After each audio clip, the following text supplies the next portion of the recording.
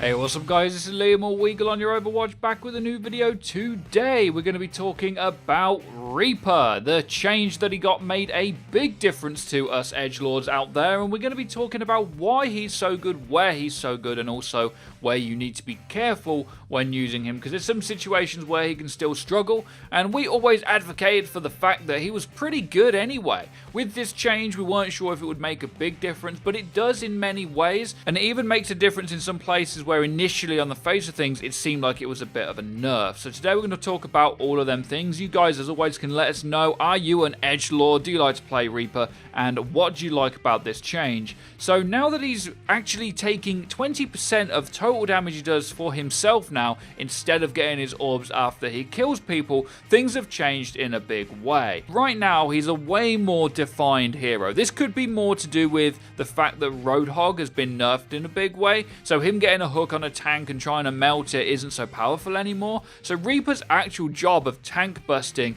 is super strong. He can just take on any tank in a 1v1. For example, if a Winston's shooting you in the face and you're shooting the Winston in the face, it's going to take a very long time for the Winston to melt through you because you're simply healing too much off of him. 20% when you're shooting a tank in the face with Reaper is an outrageous amount of healing that you get, and his sustain in a fight versus tanks is just so much better than it used to be. Initially, yeah, he was good at melting the tanks, but he didn't have that sustain. He would be shooting at things and never getting that health until something died. But now he gets that guaranteed health, making him in the fight last so much longer and making it easier for him to simply just duel a tank. He barely even has to think about it now. It's really, really strong in that way. Now, D.Va's defense matrix is currently marked as the best ability in the game by the pros, and even though it can completely shut down one damage source, if actually in a 1v1 with Reaper now, she no longer hard counters him, because before she could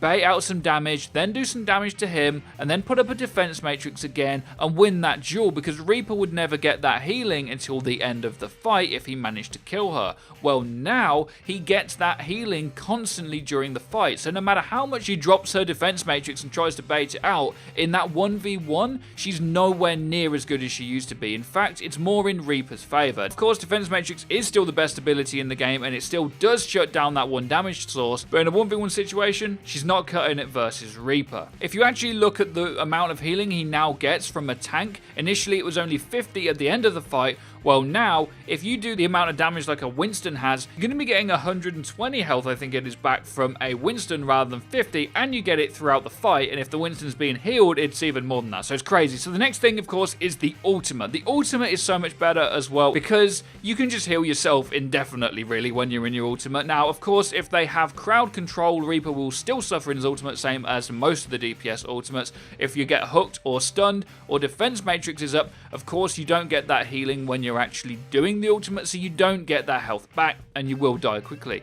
But if you can time it right now, it's so much better. If you're ulting in amongst 3 people, you're recovering nearly 100 healing per second, which is crazy. Never going to really damage through that, and it's so good now. And if you get any of them big Reaper wipes, there's no way that they're going to be able to touch you. Now, one place we initially argued Reaper would be worse is actually against some of the squishier targets, because at the end of a fight before, when they would drop an orb, you would gain 50 of that health back, but now you only gain 40 from most of the squishies, or even less if it's someone like Tracer. But it hasn't actually worked out that way, because if you're in a fight now, the same as with the tanks, even though it's a little bit harder on the squishies, that healing that you get during the fight might actually be the difference to keep yourself alive and win it. Reaper's not necessarily great at a lot of the squishies in the duels because they're way harder to hit than the tanks, and the spread's harder to hit. I mean, he can still delete things, right? That's one thing he was always good at. So on top of all these other things, he can still do that instant damage. I think he can one-shot all of the squishies in the game, if I'm not mistaken, and you can just keep outputting that damage you always could, but now you also get some healing for it. So that extra 15 healing you get from fighting a Tracer might be enough to win out that duel there, and winning out that duel there now might win out the entire fight. So he's just so much better in just about every single way right now, and in a much bigger way, and we admit it, than what we thought. We like to put out these meta predictions and things, and we usually fairly accurate, but with Reaper, after playing him recently more and more and seeing him played in the right context, which we'll get onto in a minute because he's not always a great pick, it is becoming obvious that this buff has been quite a significant one, especially versus tanks. So where do you need to be careful with Reaper? Well, if the enemy team have Farah and Mercy, which we know we're seeing a lot of course you're not going to get instant value out of Reaper. It depends on the rest of your team comp, of course. If the enemy team don't have many tanks too, another place you're going to struggle is trying to delete things, keep that healing and keep the sustain up, because now his job is to be in the fight as a tank buster. Before, his job would be to kind of hide and flank, pounce something, do some damage, get a kill, get your health back from the orbs,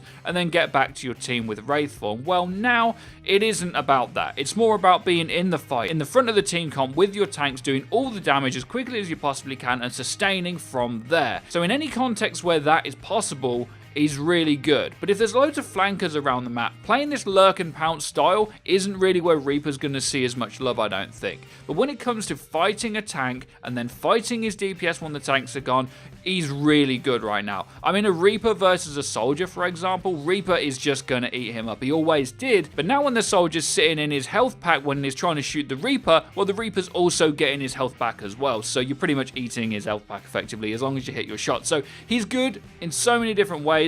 Another thing that's just a little cheeky that I didn't know until recently is that Wraith Form actually also stops anti-nade. So if you get anti-naded, you can actually just Wraith Form and then start shooting tanks in the face again. It's nearly impossible to lose a duel with a tank now, guys, and it's easier to win duels with everything else. This makes a big difference to Reaper. It makes a big difference to him in the meta. He can be picked nearly all the time now. Just don't take him when they don't have many tanks because it's harder to stay alive, and of course with Farah Mercy. All of these things we suggest always come with a pinch of salt, guys, because context is the most complicated thing in Overwatch. Reaper could be top of the meta right now, but if you're playing in a game where everything counters Reaper, of course you don't pick him. But definitely a pick you should consider, especially when the Winston's giving you trouble, and he's definitely not as bad against D.Va as he once was, and his ultimate is nearly as good as it ever was, just not quite as good as the Nano meta. Oh, by the way, Nanoed Reaper cannot die now when he's using Beyblade. It's absolutely insane. Let me know what you guys think in the comment section down below. Be sure to check out our Twitter and our Discord where you guys can find the Reaper main of your dreams. Be sure to hit that bell icon so you guys get notified when our videos go live. Be sure to drop a like and subscribe if you enjoyed, and have a great day as always. Take care and peace, people.